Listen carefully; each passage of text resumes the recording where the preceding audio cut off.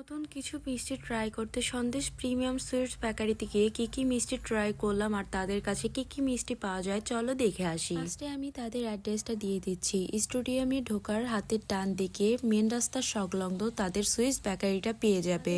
এর মধ্যেই মনে হয় এই প্রথম কিছু আনকমন মিষ্টি দেখলাম। এর এখানে আনকমনের মধ্যে ছিল বাদামি সুইটস কেক, রোল, সন্দেশ, আরো অনেক আইটেমের মিষ্টি ছিল, আমার ততটা নাম মনে নেই।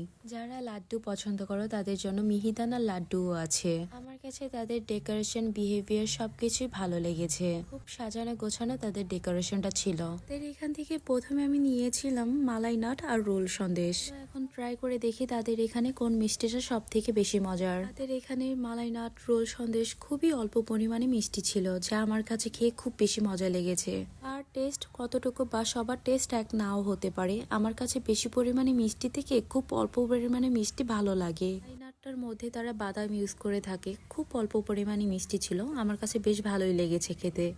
সন্দেশ সুইটস বেকারিতে অনেক ধরনের মিষ্টি পাওয়া যায়, যা তারা নিজেরাই তৈরি করে থাকে। আমার পক্ষে সব ধরনের মিষ্টি ট্রাই করা সম্ভব না, যেহেতু আমি ডায়েটে আছি এক কথা বলতে গেলে। তারপর তাদের এখান থেকে আরো কিছু মিষ্টি ট্রাই করলাম, তার মধ্যে ছিল কালোজাম, বাদামি সুইটস কেক, ক্ষীরমোহন। বাদামি সুইটস কেকটা অনেক পরিমাণে মিষ্টি ছিল, যারা আর কি বেশি পরিমাণে মিষ্টি পছন্দ করেন তাদের জন্য এই মিষ্টিটা। ক্ষীরমোহন, কালোজাম এটা ঠিকঠাক মিষ্টি ছিল, আমার কাছে ভালোই লেগেছে।